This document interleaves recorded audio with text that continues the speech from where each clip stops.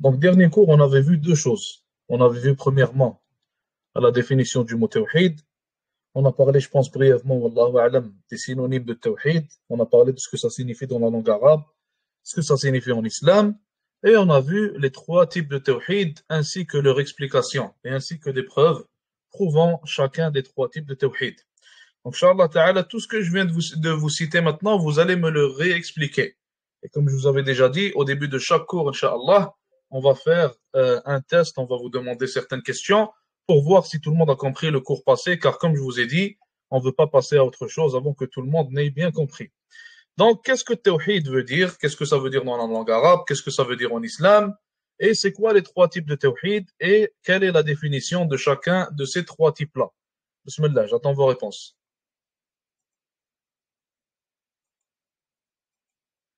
Si vous voulez regarder vos notes, il n'y a pas de problème avec ça. Tawhid, c'est le fait d'unifier. Exactement. Et ça, c'est la définition islamique ou c'est la définition en langue arabe?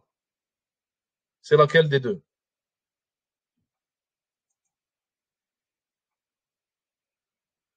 Ça, c'est la définition en langue arabe. Exactement. C'est exactement ça. Après, les trois types de tawhid, c'est quoi? Tawhid al-rububiyya, al-uluhiyya, tawhid al-asma' al-sifat. Exactement. Qu'est-ce que chacun de ces types-là a de spécial et qu'est-ce qu'il signifie? L'uluhiyya, unifier Allah Azza wa Jal dans les adorations, ça veut dire dans nos adorations, ce qui veut dire que nos adorations ne sont faites que pour Allah Azza wa Jal.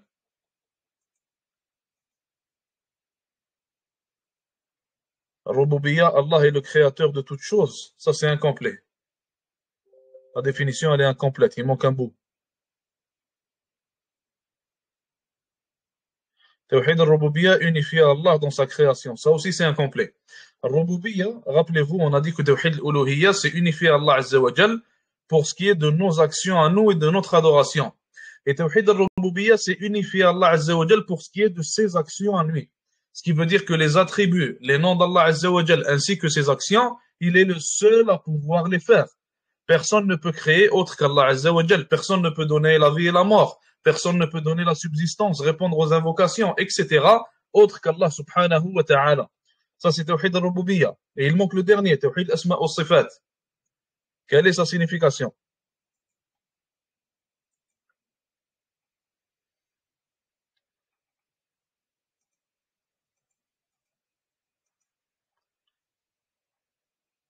Ceux qui avaient demandé la parole, vous l'avez?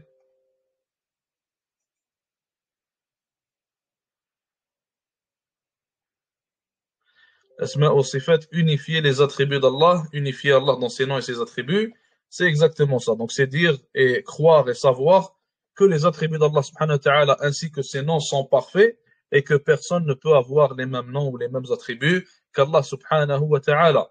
Et si on a un attribut qui est similaire à un attribut qu'Allah azza wa jalla a, par exemple le visage, les mains, etc., il faut savoir que cet attribut, pour ce qui est d'Allah azza wa jalla, il est parfait. Et pour ce qui est de notre attribut, il est imparfait et il ne se ressemble pas, ils ne sont pas similaires. Comme on a dit, car celui d'Allah Azza wa Jalla est parfait, le nôtre ne l'est pas, tout simplement. Bref, on continue, Inch'Allah Ta'ala, là où on s'était arrêté. Donc on s'est arrêté ici, cette page-là, elle est reliée à la précédente, elle est reliée aux trois types de tawhid, on n'a pas eu le temps de la finir. Donc dans cette page-là, c'est écrit « Fawaid Muhimma ». Le cheikh qui a écrit ce livre-là, qu'Allah le récompense, il a ramené des points importants à retenir à propos des trois types de tawhid qu'on va voir, Inch'Allah Ta'ala, dans quelques instants. Donc, le premier point, le premier point, il a dit, أقسام التوحيد الثلاثة متلازمة كل نوع منها لا ينفك عن الآخر فمن أتى بنوع منها ولم يأتي بالآخر لم يكن موحدا. Donc, ce premier point-là, excusez-moi, on l'avait expliqué possiblement brièvement le cours passé. Il dit tout simplement que les trois types de tawhid sont liés. Les trois types de tawhid se complètent. Et l'un ne peut pas appliquer l'un de ces trois types-là. Ou alors deux parmi ces trois types-là et en délaisser un. Et celui qui fait cela, celui qui a un manquement à propos de ces trois types de tawhid-là, ou alors ne serait-ce qu'à propos d'un seul de ces trois types de tawhid, alors en réalité son manquement va affecter tout son tawhid. Et il n'est pas considéré comme ce qu'on appelle un muwahhid. il n'est pas considéré comme ce qu'on appelle un muwahhid. Un muwahhid, c'est qui? C'est la personne qui applique parfaitement le tawhid d'Allah subhanahu wa ta'ala. Donc, c'est le musulman, le croyant. Donc, les trois types de tawhid se complètent. Si tu as un problème avec l'un des trois, alors ton tawhid au complet est affecté et ton tawhid au complet est invalide tout simplement. Donc, ils ne sont pas à séparer, ou le jugement des trois n'est pas séparé aussi. C'est pas chacun des trois il a un jugement ou quoi que ce soit. Tu peux pas être musulman si tu appliques deux parmi les trois, mais plutôt les trois doivent être complets et doivent être bien appliqués, Inch'Allah Ta'ala, comme on l'a déjà expliqué. Le deuxième point, il dit ici, الثانية أن تعلم أن الكفار الذين قاتلهم رسول الله عليه الصلاة والسلام كانوا مقرين بتوحيد الربوبية فهم يعترفون بأن الله هو الخالق الرازق المحيي المميت النافع الضار الذي يدبر جميع الأمور. Donc il te dit le deuxième point à comprendre et à garder en tête, et ce point-là est important pour notre compréhension de la Aqidah. Il dit le deuxième point c'est quoi? C'est que tu comprennes et que tu saches et que tu crois que le Nabi alayhi salatu wassalam, les kuffars, les mécréants qu'il a combattus et les gens qu'Allah azza wa jal a cités comme étant mécréants, qu'ils étaient dans le temps de Nabi alayhi salatu wassalam, c'était des gens qui croyaient en le premier type de tawhid qui est tawhid al-rububiyya. Donc ces gens-là, ils ont unifié Allah azza wa jal pour ce qui est de ses actions à lui. Et ils savaient qu'Allah azza wa jal c'était le seul créateur, le seul à donner la vie et la mort, etc. Et ça, on l'avait cité, les gens de Quraysh étaient ainsi. Sauf qu'Allah azza wa jal, il a quand même dit que c'était des mécréants, qu'ils n'étaient pas musulmans. Et le prophète alayhi salatu wassalam les a quand même combattus pour leur mécréance. Et ça nous prouve quoi? Ça prouve le premier point qu'il a cité, qui nous dit en fait que les trois types de tawhid se complètent. Et si l'un ou deux parmi les trois sont invalides, alors tout le tawhid est invalide.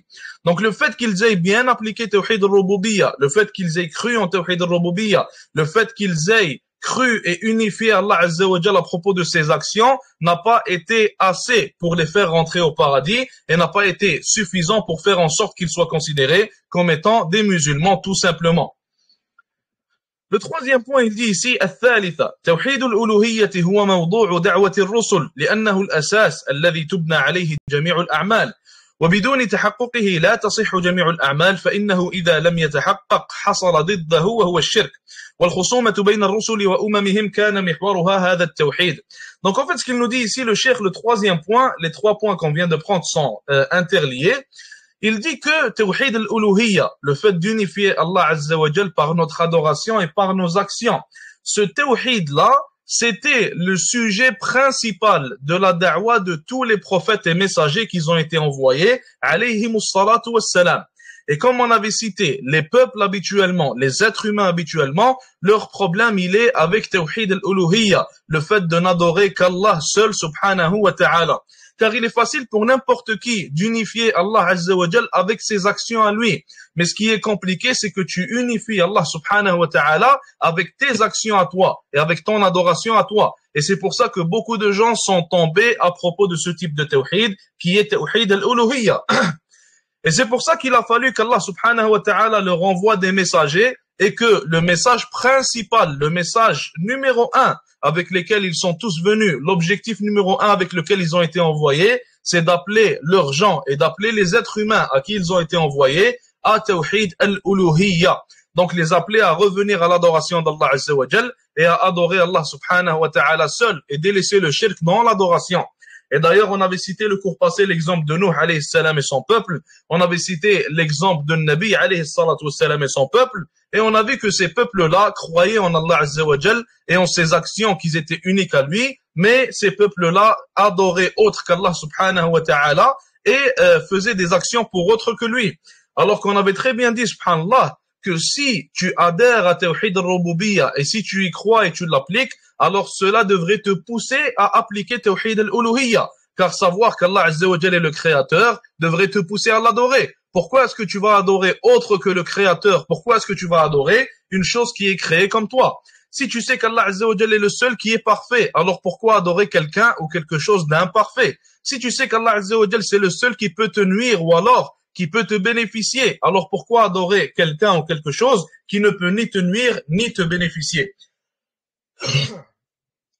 Pour ça que les savants citent que Tawhid al-Rububiyya, normalement, il devrait en quelque sorte obliger la personne à appliquer Tawhid al-Uluhiyya si elle y croit. Et c'est pour ça qu'on avait cité que quand tu fais la da'wa à un athée, mathalan, tu lui parles de Tawhid al-Rububiyyah, et s'il le comprend bien, alors cela devrait le pousser à accepter Tawhid al-Uluhiyyah aussi. Pour l'instant, tout le monde comprend?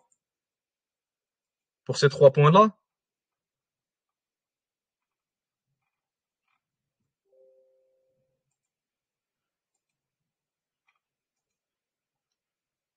On continue, Inch'Allah.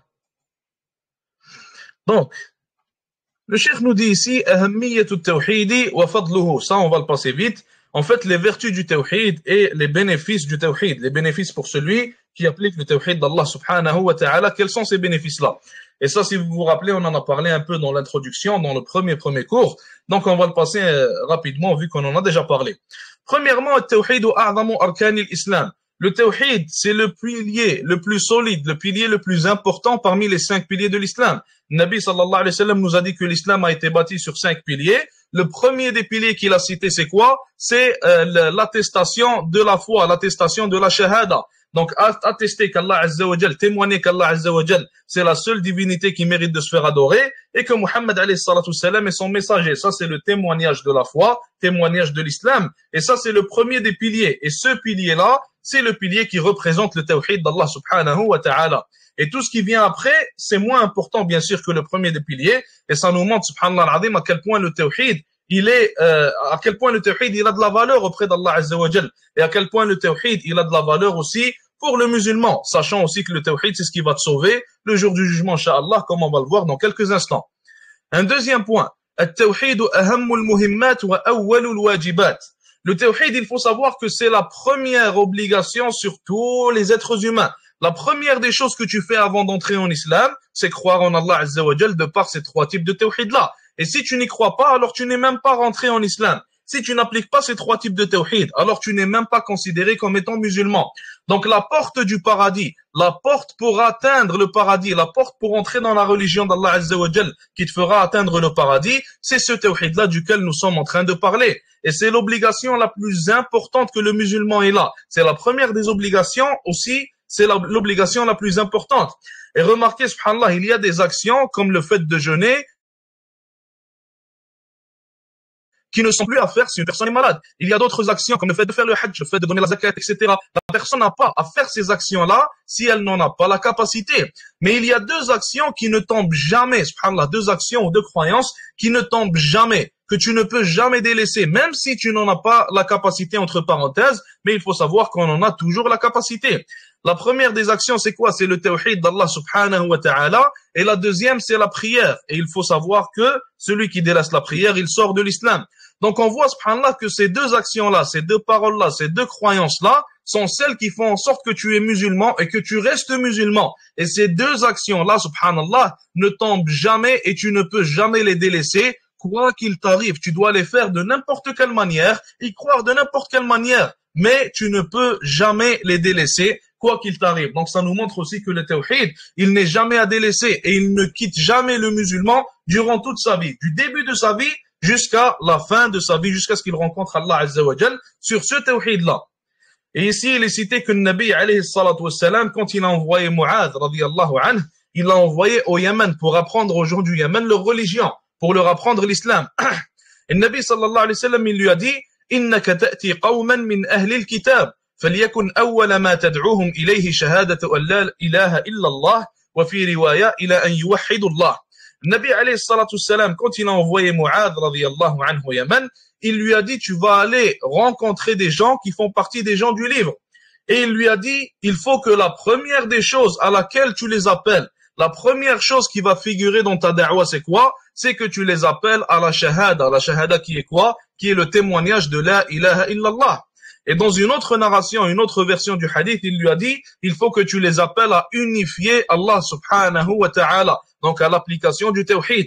Et le Nabi alayhi salatu salam, quand il envoie quelqu'un pour apprendre aux gens l'islam, pour leur apprendre leur religion, et quand il le conseille, il lui dit de les appeler, la première des choses à laquelle tu dois les appeler, c'est telle chose, alors ça te montre que cette chose-là, c'est la plus importante aux yeux d'Allah subhanahu wa ta'ala.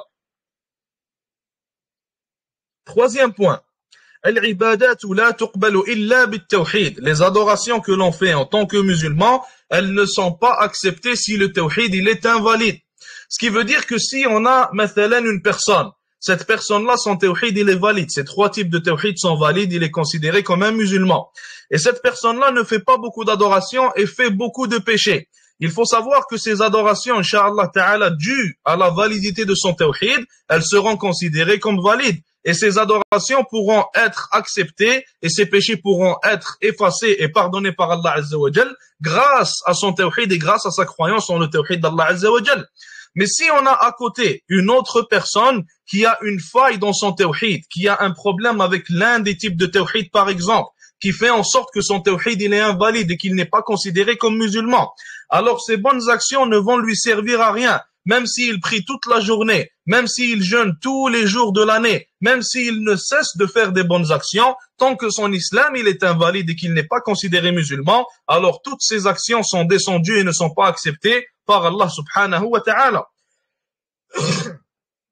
Et Allah subhanahu wa ta'ala dans le Coran, il a dit à son prophète Muhammad alayhi salatu wassalam, qui est le meilleur des hommes, le plus pieux des hommes, celui ayant le mieux appliqué le tawhid, Allah azza wa jalla lui a dit wala in ashrakta la yahbatanna 'amaluk. Et si tu commets l'association, alors tes actions seront descendues, voulant dire que tes actions ne te serviront à rien et ne seront pas acceptées par Allah subhanahu wa ta'ala. Un quatrième point, التوحيد سبب للأمن والاهتداء في الدنيا والآخرة. Le tawhid, Allah Azza wa Jalla, il a fait en sorte que celui qui applique ce tawhid-là et celui qui a la bonne croyance, alors premièrement, ce sera une cause, une raison de sécurité pour lui dans cette dunya, et ce sera aussi deuxièmement une cause de guider pour lui dans la dunya. Allah Azza wa Jalla dit dans le Coran, الذين آمنوا ولم يلبسوا إيمانهم بظلم أولئك لهم الأمن وهم مهتدون. Allah Azza wa Jalla dit, ceux qui ont cru et n'ont pas mélangé à leur croyance un dhulm. Et le dhulm ici, il a été expliqué par les savants comme étant le shirk. Donc ceux qui ont cru et n'ont pas mélangé de shirk à leur croyance, leur tawhid il était pur, leur croyance elle était pure, c'est quoi leur récompense? Allah Azza wa Jalla dit, ceux-là, ulaika lahumul amnu wa hum muhtadun. Ceux-là seront en sécurité et ils seront bien guidés. Voulant dire que le tawhid, s'il est bien appliqué, s'il est valide, s'il est pur, cela sera une cause de guider de la part d'Allah Azza wa Jal et une cause de sécurité pour toi si tu appliques bien le tawhid, de sécurité dans cette dunya ainsi que dans la akhira, insha'Allah ta'ala. Ibn Kathir, rahimahullah, il a dit dans son tafsir, أي هؤلاء الذين أخلصوا العبادة لله وحده لا شريك له. Il a dit, ceux-là sont ceux qui ont fait leur adoration seulement pour Allah Azza wa Jal et pas pour quiconque d'autre. وَلَمْ يُشْرِكُوا بِهِ شَيْئًا. Et ils n'ont rien associé à lui. هم الآمنون يوم القيامة المهتدون في الدنيا والآخرة. Il a dit, ce sont ceux qui seront en sécurité le jour du jugement et qui seront bien guidés dans cette vie d'ici-bas et dans l'au-delà. فمن أتى بالتوحيد تاما فله الأمن التام والاهتداء التام ودخل الجنة بلا عذاب. Il a dit donc celui qui vient avec le tawhid le plus complet, alors il aura la sécurité la plus complète et la guidée la plus complète et il entrera au paradis sans aucun châtiment. Inch'Allah ta'ala, qu'Allah Azza wa Jal fasse en sorte qu'on soit parmi ces gens-là. Et ici le cheikh nous dit وَالشِّرْكُ أَظْلَمُ الظُّلْمِ وَالتَّوْحِيدُ أَعْدَلُ الْعَدْلِ. Ici le cheikh nous dit et le shirk c'est le pire, c'est la pire des choses que tu peux faire en quelque sorte, et le tawhid c'est la meilleure des actions, la meilleure des choses que tu peux faire. Maintenant, question pour vous. Est-ce qu'on peut dire que le shirk c'est un péché? Est-ce que le shirk est-il considéré comme un péché? Ou alors est-ce que le shirk c'est une chose et les péchés ce sont une autre chose?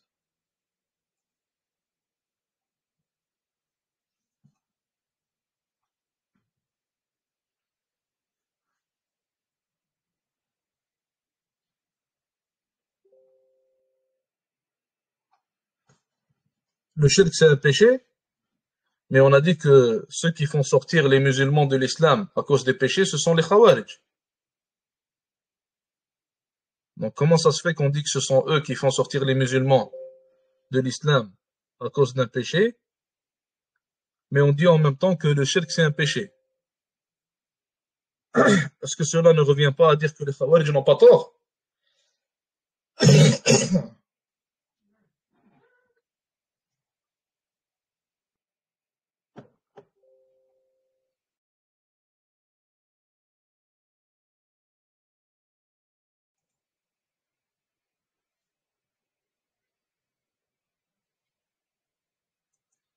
Mais là, ma question c'est, est-ce que c'est un péché ou alors est-ce que les péchés sont une chose qui est différente du shirk?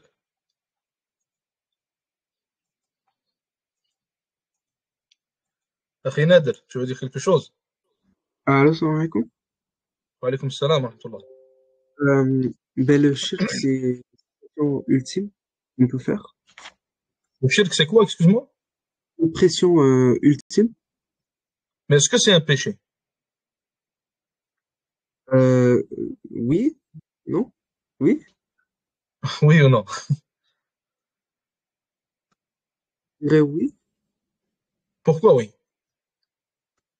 Euh, Parce que Allah dit que le shirk, c'est le dhulmun azim.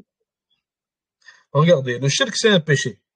Pourquoi est-ce que le shirk c'est un péché? Il faut tout simplement revenir à la définition du péché. C'est quoi un péché?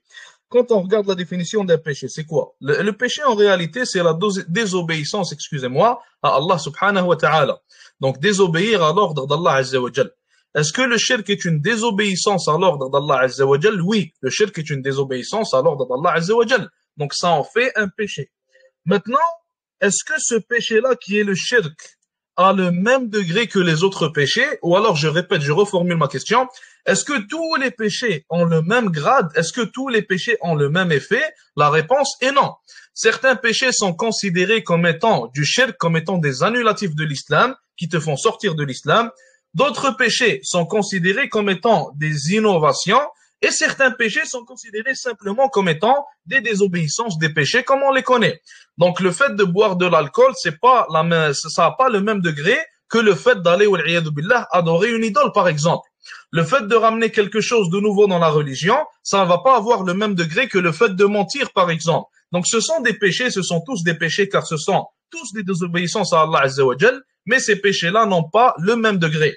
Donc oui, le shirk est un péché, mais le shirk n'a pas le même degré que les péchés qui ne sont pas considérés comme étant du shirk ou des annulatifs de l'islam, tout simplement. On continue, Inch'Allah. Sixième point. التوحيد نجاة من كرب الدنيا والآخرة. التوحيد نجاة من كرب الدنيا والآخرة. Qu'est-ce que ça veut dire? Le tawhid, il nous dit ici que c'est en gros ta bouée de sauvetage. Le tawhid, c'est ça qui va te sauver. Et ça va te sauver dans la dunya et ça va aussi te sauver dans la akhira, dans l'au-delà. Et la parole d'Ibn al-Qayyim, rahimahullah ta'ala, explique bien ça. Ibn al-Qayyim, il a dit, التوحيد مفزع أعدائه وأوليائه. Il dit le tawhid, c'est la bouée de sauvetage ou l'issue de secours à laquelle vont courir les ennemis d'Allah Azza wa Jal ainsi que les alliés d'Allah subhanahu wa ta'ala. Donc peut-être que ça te vient à la tête, tu te dis comment ça est-ce que les ennemis d'Allah Azza wa Jal courent vers le tawhid pour être sauvés?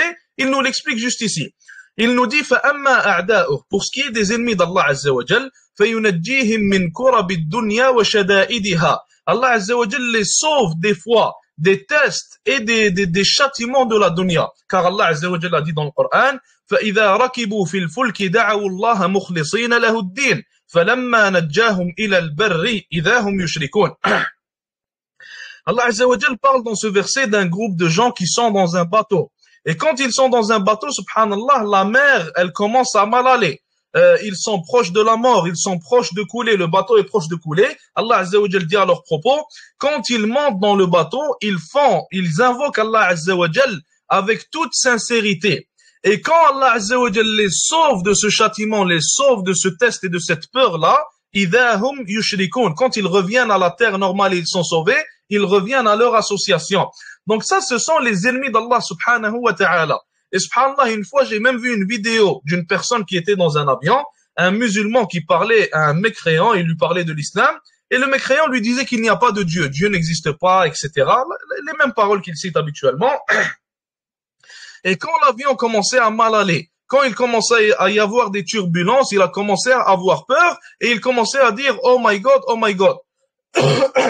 Et le musulman qui était assis avec lui, il a commencé à rire de lui, il lui a dit « Finalement, Dieu, il existe et tu crois en Dieu ». Excusez-moi.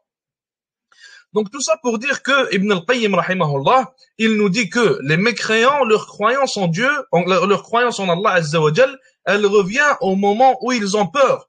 Et c'est pour ça que pendant le temps de la Deuxième Guerre mondiale, si je me rappelle bien, ou la première, Allah Ta'ala A'lam, les mécréants disaient quoi? Eux-mêmes, ils disaient qu'il n'y a pas d'athées dans les tranchées. Les tranchées, c'est là où ils se battent, là où ils reçoivent des balles, là où il y a des morts, là où il y a du sang qui n'arrête pas de couler, là où ils comprennent que la vie, c'est pas un jeu. À ce moment-là, subhanallah, il n'y a plus aucun athée et tout le monde croit en Allah Azza wa Jal, même ceux qui se prétendaient athées auparavant. Et c'est ça la signification de sa parole. Les ennemis d'Allah subhanahu wa ta'ala reviennent au tawhid quand ils ont peur et quand ils sont dans un test. Et il nous dit ici, maintenant il nous parle des alliés d'Allah Azza wa Jal, il nous dit وَأَمَّا أَوْلِيَاؤُهُ, pour ce qui est de ses alliés, فَيُنَجِّيهِمْ مِنْ كُرُبَاتِ الدُّنْيَا وَالْآخِرَةِ وَشَدَائِدِهِمَا فَهَذِهِ سُنَّةُ اللَّهِ فِي عِبَادِهِ فَمَا دَفَعَتْ شَدَائِدُ الدُّنْيا بِمِثْلِ التَّوْحِيدِ. Donc là, Ibn al-Qayyim rahimahullah nous dit que Allah Azza wa Jal sauve aussi ses alliés grâce au tawhid, mais il les sauve d'une autre manière. Premièrement, la première différence qu'il y a entre ses alliés et ses ennemis, c'est qu'Allah Azza wa Jal sauve ses ennemis dans la dunya seulement, mais il sauve ses alliés dans la dunya et dans la akhira, car ses alliés, ils auront appliqué le tawhid pur et complet, alors que le tawhid de ses ennemis, il ne vient qu'au moment où ils ont des tests et des peurs, et après ils reviennent à leur association quand il n'y a plus de peur et plus de tests. Donc la première différence, c'est qu'Allah Azza wa Jal sauve ses alliés dans la dunya et dans la akhira. Et ici, Ibn al-Qayyim rahimahullah nous dit, il n'y a rien de mieux pour repousser les tests de cette dunya que le tawhid pur, la croyance pure en Allah Azza wa Jal. ولذلك كان دعاء الكرب بالتوحيد ودعوة ذي النون التي ما دعا بها مكروب إلا فرج الله كربه بالتوحيد. Nabi alayhi salatu salam, il a parlé du dua, de l'invocation qu'avait fait Yunus alayhi salam quand il était dans le ventre de la baleine. Et Nabi alayhi salatu salam, il a dit, il n'y a personne qui fait une invocation avec cette même invocation que Yunus a faite sans qu'Allah Azza wa Jal ne réponde à son invocation. Et l'invocation de Yunus alayhi salam, elle était basée sur le tawhid, elle était bâtie et fondée sur le tawhid d'Allah Azza wa Jal. Yunus, il a dit quoi? Il a dit, La ilaha illa anta subhanaka inni kuntu min al-zalimin. Il a dit, il n'y a point de divinité autre que toi. Gloire à toi, j'ai été du nombre des zalimin, du nombre des oppresseurs. Donc il a commencé et il a fondé son invocation sur quoi? Sur la ilaha illa ant, sur le tawhid qui dit, il n'y a point de divinité autre que toi. Et c'est pour ça que cette da'wa, cette invocation, elle a eu autant d'effets et elle a autant de valeur aux yeux d'Allah Azza wa Jal, car elle est bâtie sur le tawhid. Et c'est pour ça qu'Allah Azza wa Jal lui a dissipé son test et dissipé son châtiment dans la dunya, et il l'a sorti du ventre de la baleine, tout simplement car il a appliqué le tawhid pur, et il l'a appliqué avec cette invocation, avec cette parole sortie de sa langue. فلا يلقى في الكرب العظام إلا الشرك فلا يلقي في الكرب العظام إلا الشرك ولا ينجي منها إلا التوحيد فهو مفزع الخليقة وملجأها وحصنها وغياثها. Donc ici Ibn al-Qayyim rahimahullah, il nous dit que il n'y a rien de tel, il n'y a rien qui te ramène autant de problèmes et autant de dépression et autant de mal dans cette vie d'ici-bas et dans la akhira que l'association avec Allah Azza wa Jal. Et il n'y a rien qui t'amène autant de bien, autant de joie et autant de rapprochement d'Allah Azza wa Jal, autant de contentement et de satisfaction dans la dunya et dans la akhira, autre que le tawhid d'Allah subhanahu wa ta'ala. Et subhanallah al-azim, celui qui remarque dans l'état des êtres humains, comment les êtres humains ils sont, il voit que cette parole d'Ibn al-Qayyim, elle n'est que vérité.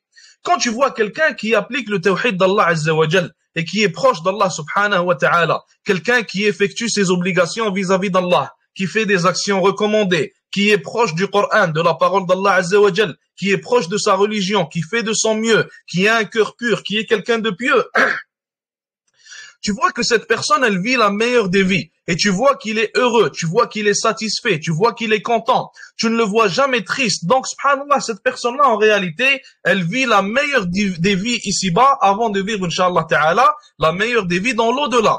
Et le contraire est aussi vrai. Tu vois, subhanallah, celui qui vit dans l'association, celui qui est un kafir, qui est loin d'Allah Azza wa Jal, qui ne se prosterne jamais à Allah subhanahu wa ta'ala, qui est noyé dans les péchés et noyé dans le shirk, tu vois qu'il vit la meilleure des vies, même s'il a tout l'argent de ce monde, même s'il a tout le matériel, même s'il a une grande maison, même s'il a la femme de ses rêves, même s'il a énormément d'enfants, toutes les voitures, les meilleures des montres, les meilleurs des vêtements, etc.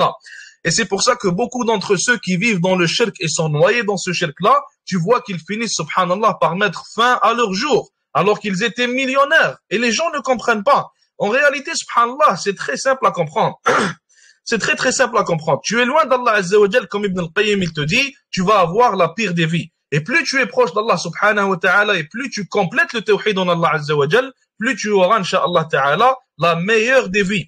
Et comme on a dit, faut savoir, mes frères et sœurs, que ce qu'on voit dans les livres, c'est pas des contes de fées ou alors des choses relevant de l'impossible ou relevant du monde de l'invisible ou quoi que ce soit. C'est des choses que tu vois dans ta vie de tous les jours. C'est des choses que tu vois, subhanallah. Plus tu commets des péchés, plus tu te sens mal. Plus tu fais le bien et tu appliques le tawhid et tu le complètes, plus tu te sens bien dans ta vie. Donc cette chose-là, en réalité, cette équation que nous a donnée Ibn al-Qayyim rahimahullah, elle n'est que vérité, qu'Allah le récompense.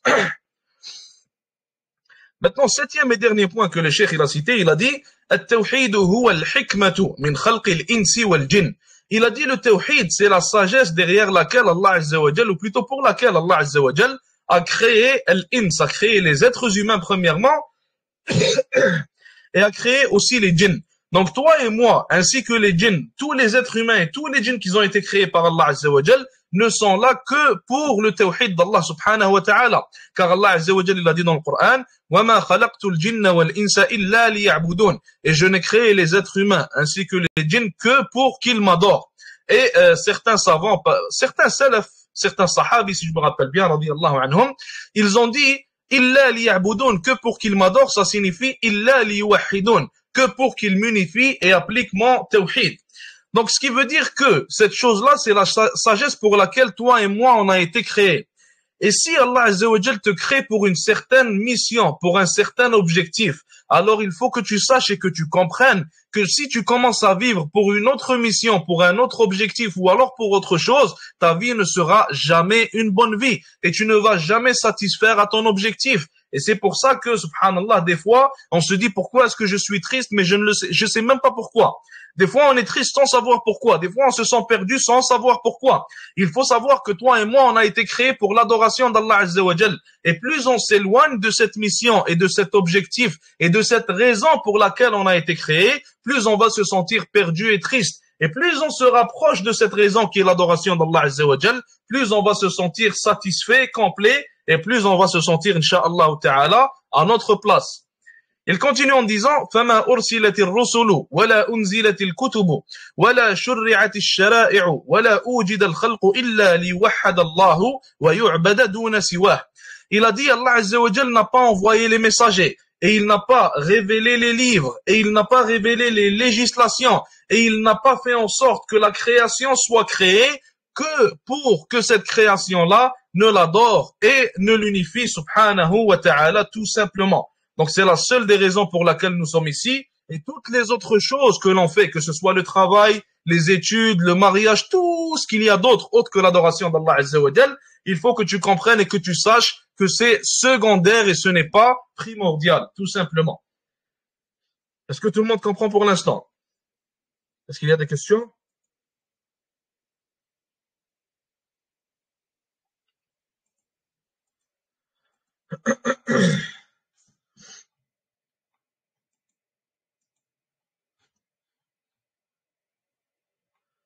C'est compris ou il y a des questions?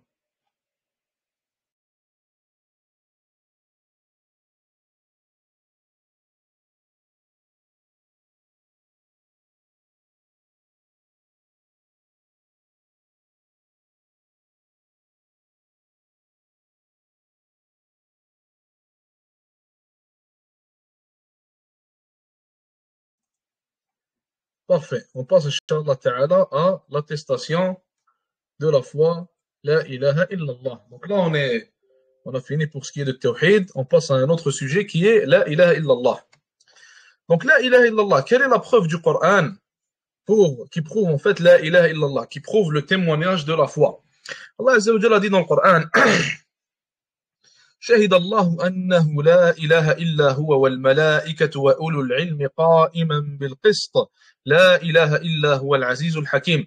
Allah Azza wa Jalla témoigne, ainsi que les anges et les gens de la science, qu'ils témoignent de quoi? Ils témoignent de la chose la plus importante qu'il y a dans cette création, qui est La ilaha illa huwa al-azizul hakim.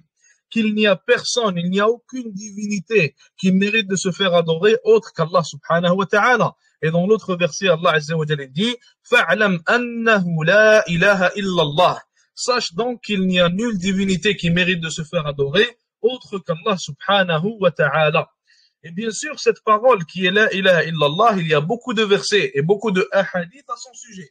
Le Nabi alayhi salatu salam, il a dit celui qui dit la ilaha illallah celui qui dit la ilaha illallah sincèrement de son cœur va rentrer au paradis.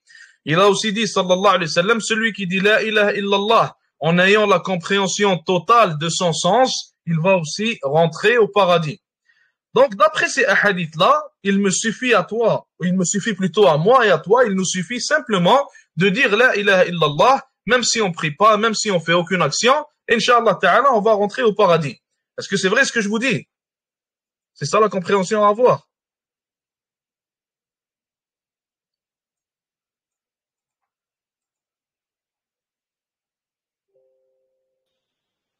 Non. Si vous me dites non, dites-moi pourquoi. Excuse-moi, Akhi Amadou, oui? Non, c'est pas assez de dire juste la ilaha illallah et tu remplis pas les obligations.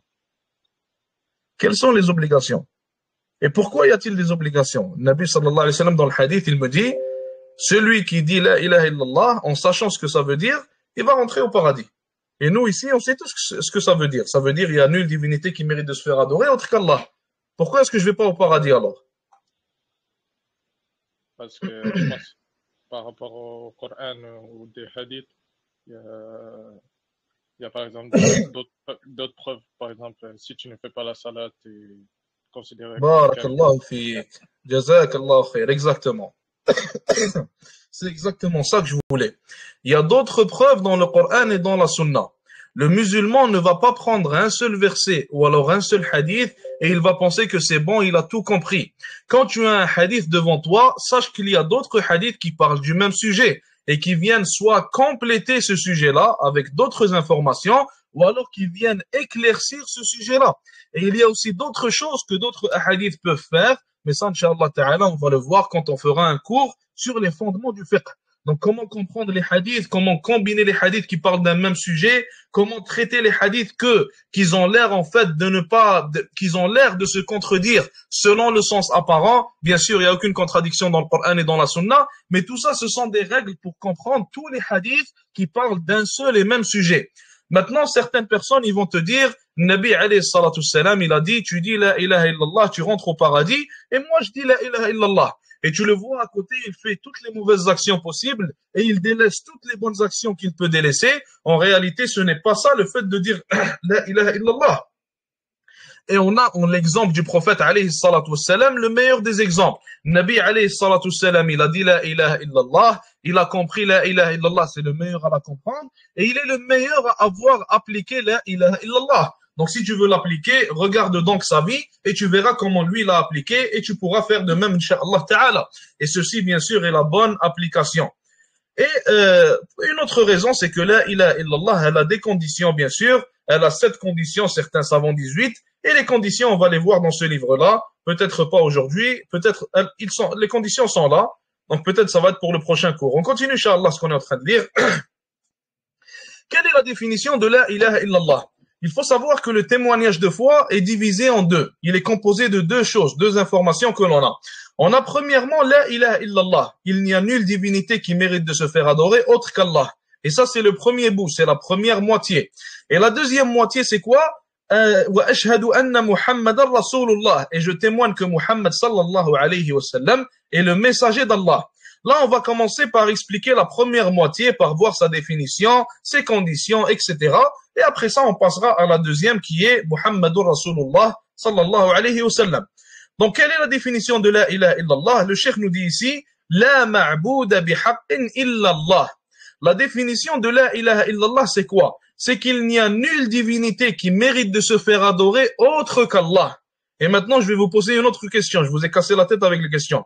Une autre question. Pourquoi est-ce qu'on dit il n'y a nulle divinité qui mérite de se faire adorer autre qu'Allah et on ne dit pas simplement il n'y a pas de Dieu autre qu'Allah? Pourquoi est-ce qu'on dit ça?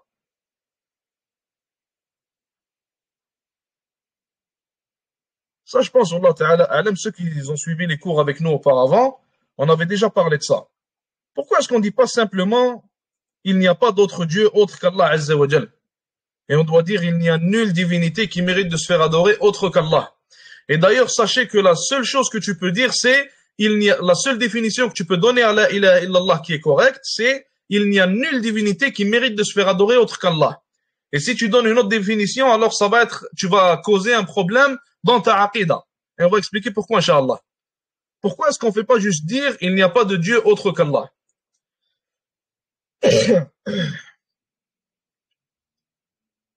Car à l'époque, les gens adoraient des divinités. C'est exactement ça. Et aujourd'hui aussi, les gens adorent d'autres divinités.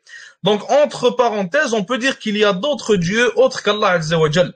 Parce qu'il y a des gens qui pensent qu'ils sont en train d'adorer des dieux. Il y a des gens qui adorent le soleil et ils pensent que le soleil c'est un dieu. Il y a des gens qui adorent la lune et disent la même chose. Des gens adorent des idoles, des gens adorent des idéologies, etc.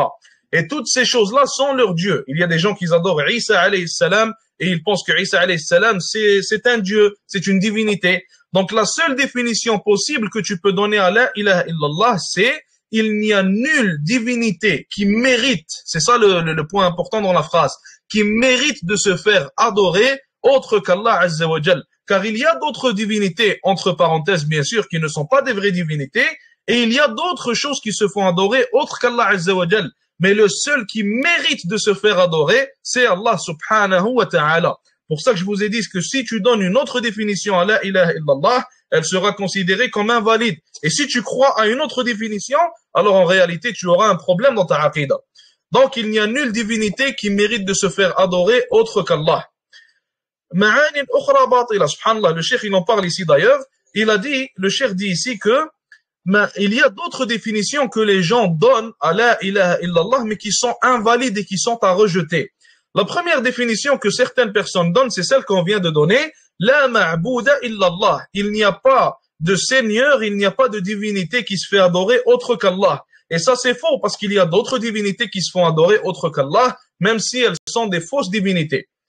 La deuxième, la khaliqa illallah. Celle-là, elle est encore pire. La khaliqa illallah, ici, ils sont en train de dire qu'il n'y a pas de créateur autre qu'Allah Azza wa Jal.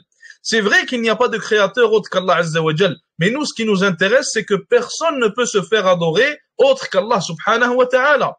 Et si quelqu'un vient et il veut devenir musulman, et il nous dit il n'y a pas de créateur autre qu'Allah subhanahu wa ta'ala, est-ce que son islam, il est considéré comme valide? Quelqu'un vient te voir, tu lui parles de l'islam, il te dit, ok, je témoigne de la foi, je dis, il n'y a pas de créateur autre qu'Allah Azza wa Jal.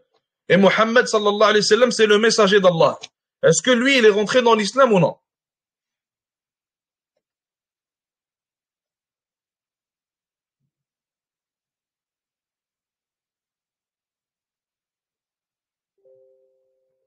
Pourquoi non? Non, parce qu'il n'a pas appliqué le uluhiyya. Le tawhid, lequel qu'il n'a pas appliqué? Tawhid al-uluhiyya. Il n'a pas appliqué tawhid al-uluhiyya et aussi tawhid al-asma' wa sifat. C'est vrai?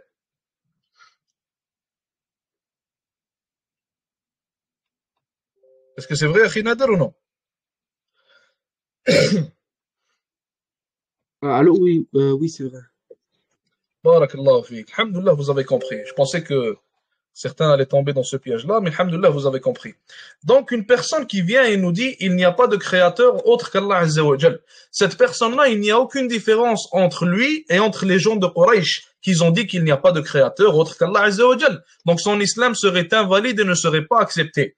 Une personne qui vient nous voir et il nous dit la première définition, la première formule ici, il nous dit il n'y a pas de divinité autre qu'Allah. Alors lui aussi, ça ne pourrait pas être accepté car il devrait dire nulle divinité n'est digne d'être adorée autre qu'Allah. Et la troisième, le cheikh nous dit ici, La hakimiyyata illa lillah. Donc cette troisième formule, qu'est-ce qu'elle veut dire en français? Ça veut dire il n'y a pas de commandement autre que le commandement d'Allah Azza wa Jal. Il n'y a personne qui peut donner des ordres autres qu'Allah subhanahu wa ta'ala. Il n'y a personne qui peut légiférer pour les êtres humains autre qu'Allah Azza wa Jal. La personne qui veut témoigner de sa foi et dit cette formule-là aussi, cette personne-là, sa foi ne sera, son islam n'est pas accepté et il est invalide. Car il pourrait nous dire personne ne légifère autre qu'Allah Azza wa Jal et après il va aller adorer d'autres divinités. Et il va te dire mais moi j'ai dit que personne ne légifère autre qu'Allah Azza wa Jal, je crois à ça, je suis ça, mais je peux adorer d'autres divinités en même temps. Donc ça, encore une fois, son islam serait invalide et cette formule-là, cette définition-là, donnée à la ilaha illallah, elle serait elle aussi invalide. La seule définition qui est valide qu'on peut donner à la ilaha illallah, je le répète encore une fois, nulle divinité n'est digne d'être adorée, ne mérite d'être adorée autre qu'Allah subhanahu wa ta'ala, tout simplement. Et il faut savoir que la ilaha illallah, elle a deux piliers. La ilaha illallah, elle a deux piliers. Elle a premièrement le pilier qu'on appelle al-nafi et le deuxième qu'on appelle al-ithbat. Donc le nafi, qu'est-ce que ça veut dire? Le nafi, c'est le fait d'invalider, le fait de rejeter, excusez-moi. Et le deuxième pilier, c'est le fait de valider, entre parenthèses, le fait d'établir. Donc, qu'est-ce qu'on rejette au début? Qu'est-ce qu'on commence par invalider, par rejeter? Remarquez que dans la ilaha illallah, nulle divinité ne mérite de se faire adorer. On commence par dire, nulle divinité ne mérite de se faire adorer. Donc, quand tu dis ça, en réalité, ce que tu viens de faire, c'est de rejeter et d'invalider toutes les divinités qui se font adorer autres qu'Allah subhanahu wa ta'ala. Et ça, c'est le premier des deux piliers. La première moitié, le premier des deux piliers, c'est le fait d'invalider tout ce qui se fait adorer autre qu'Allah subhanahu wa ta'ala. Et ça, c'est ce qu'on appelle le pilier de nafi, le pilier du rejet ou le pilier de l'invalidation. Et après, tu as le deuxième pilier qu'on appelle al-ithbat, le fait d'appliquer, le fait de valider entre parenthèses. Et ce deuxième pilier-là, c'est quoi? C'est que tu établis que le seul qui mérite de se faire adorer, c'est Allah Azza wa Jal. En disant quoi?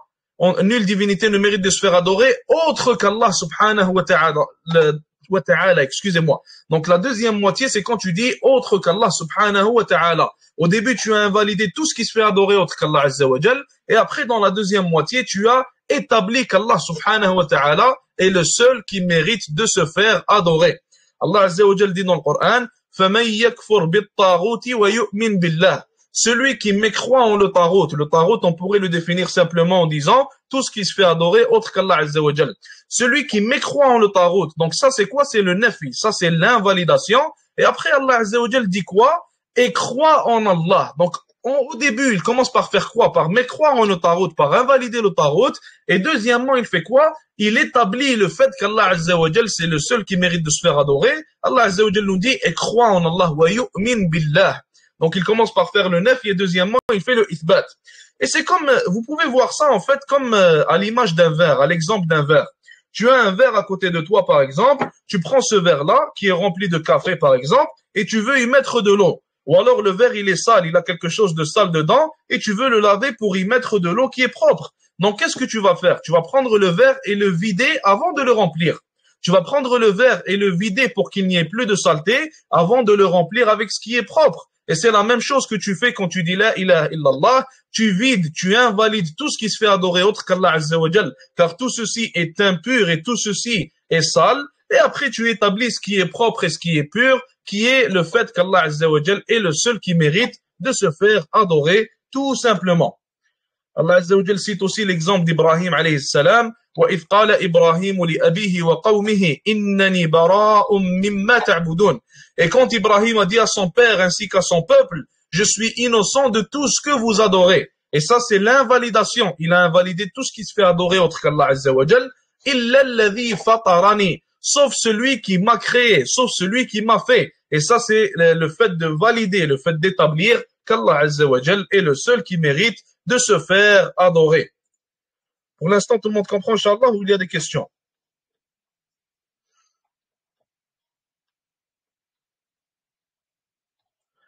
Pourquoi la formule la ma'bouda illallah est fausse? Tout simplement car si on dit la ma'bouda illallah, ça se traduit comment? Ça se traduit par il n'y a pas de divinité autre qu'Allah.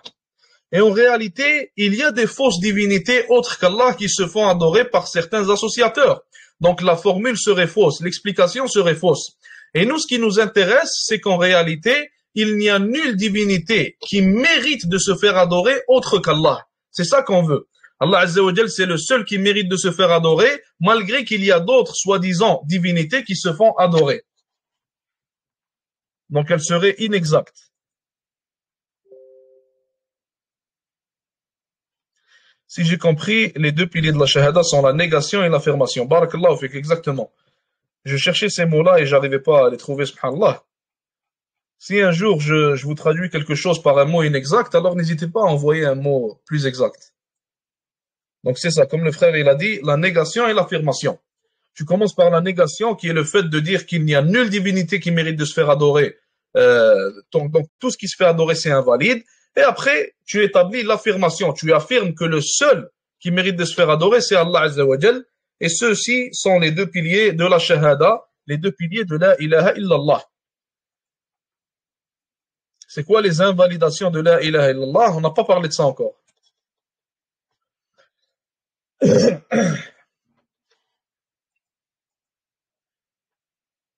Donc le cheikh, il finit ce chapitre-là en disant Mata yanfa'u al-insana qawlahu la ilaha illallah. Quand est-ce que le fait de dire la ilaha illallah va bénéficier à l'être humain? Premièrement, idha arifa ma'naha. Premièrement, s'il comprend le sens de la ilaha illallah. Et deuxièmement, wa amila bi muqtadaha. Wa huwa tarku ibadati ma siwallah wa ibadatu Allahi wahdah. Donc la première des choses que tu dois faire pour que la ilaha illallah te soit bénéfique, c'est de comprendre le sens de la ilaha illallah et comprendre les conditions de la ilaha illallah que nous allons voir dans le cours prochain, Inch'Allah Ta'ala. Et la deuxième chose que tu vas faire, c'est que tu appliques le sens de la ilaha illallah et que tu appliques le sens des conditions de la ilaha illallah. Et ce sens-là, c'est quoi? C'est le fait de délaisser l'adoration de tout autre qu'Allah Azza wa Jal et d'adorer Allah Subhanahu wa Ta'ala seul. Donc le fait d'appliquer la ilaha illallah et le fait de savoir d'abord comment l'appliquer et de connaître son sens, tout simplement. C'est là que la ilaha illallah va être bénéfique en tant qu'être humain, et c'est là la définition du hadith de Nabi alayhi salatu salam, où il dit que la ilaha illallah c'est la clé du paradis. Et il faut savoir que chaque clé elle a des dents. Chaque clé elle a des dents, donc chaque clé elle a entre parenthèses ce qu'on pourrait voir comme étant des conditions pour que la clé elle marche. Et les conditions qu'on a ici, les dons qu'on a ici, c'est quoi? C'est les conditions de la ilaha illallah que l'on va voir, Inch'Allah Ta'ala, et aussi le fait d'appliquer la ilaha illallah. Donc ce sont ça les dons de cette clé-là. Si tu veux que ton la ilaha illallah, il marche pour te faire rentrer au paradis, alors il faut que ces dons-là soient bien présentes dans ta clé, Inch'Allah Ta'ala, pour que ces conditions soient bien présentes tout simplement. Pour l'instant, tout le monde comprend, Inch'Allah? Est-ce qu'il y a des questions ou alors est-ce qu'on arrête là? Prochain cours, on va voir les conditions de la ilaha illallah. Et après, on aura le témoignage de Muhammadur Rasulullah. Après, on va rentrer dans tout ce qui est le shirk, les types de shirk, le shirk akbar, le shirk asghar. On aura même le tarikh, l'histoire du shirk, quand est-ce qu'il a commencé. On va voir le danger du shirk. Ce livre-là, il est très bon. On va voir aussi les annulatifs de l'islam. Les 10 annulatifs de l'islam de Muhammad ibn Abdul Wahhab, on les trouve dans ce livre-là. En un seul chapitre ici, comme vous le voyez. On aura le kufr bit-taghut, le fait de mécroire en taghut. On aura l'usul al-thalatha. Beaucoup de choses, Inch'Allah. Je ne comprends toujours pas la différence. En fait, regarde. Si on dit la ma'bouda illallah, si on dit il n'y a nulle divinité qui se fait adorer autre qu'Allah, ce n'est pas comme le fait de dire il n'y a nulle divinité qui mérite de se faire adorer autre qu'Allah. Maintenant, si on dit il n'y a nulle divinité qui se fait adorer autre qu'Allah, ça veut dire qu'on est en train de dire que dans cette terre-là, il n'y a pas de shirk, il n'y a pas d'association, et que personne n'adore d'autres divinités autres qu'Allah Azza wa Jal. Et cette information, elle serait fausse. Ça serait faux de dire ça, car il y a des gens qui adorent des idoles. Il y a des gens qui adorent Isa alayhi salam, il y a des gens qui adorent des planètes, il y a des gens qui adorent des arbres, des montagnes, etc. Donc ces gens-là adorent des divinités autres qu'Allah Azza wa Jal. Et c'est ça qui fait en sorte que la formule serait fausse, car la formule, elle dit qu'il n'y a aucune divinité qui se fait adorer autre qu'Allah, alors que ceci est faux. Il y a des soi-disant fausses divinités qui se font adorer autre qu'Allah Azza wa Jal. Et le fait de dire qu'il n'y a nulle divinité qui mérite de se faire adorer autre qu'Allah, ça revient à dire qu'il y a des divinités qui se font adorer autre qu'Allah Azza wa Jal, mais elles ne méritent pas cette adoration-là. Et le seul qui mérite cette adoration, le seul à qui elle revient de droit, c'est le Créateur, c'est Allah Azza wa Jal, tout simplement. Est-ce que ça répond à la question?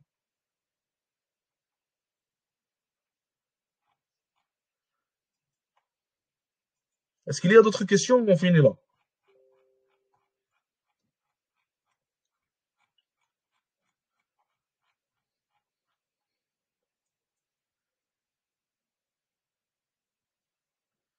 Le nom du cheikh est là, pour ceux qui demandent. Juste ici.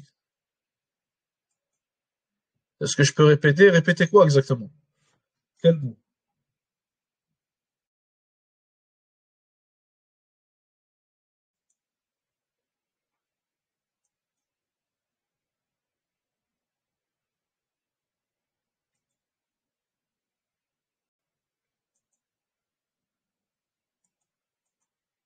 Tu veux que je répète quoi?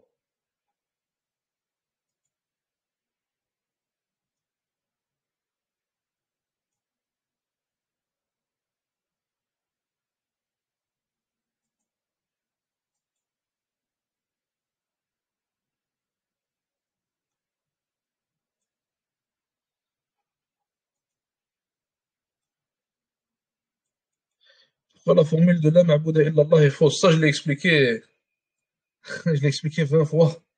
Donc, Inch'Allah, après le cours, je vais vous envoyer le bout où je l'ai réexpliqué et vous pourrez le réécouter, Inch'Allah. C'est bon pour tous, Inch'Allah? Pas de questions?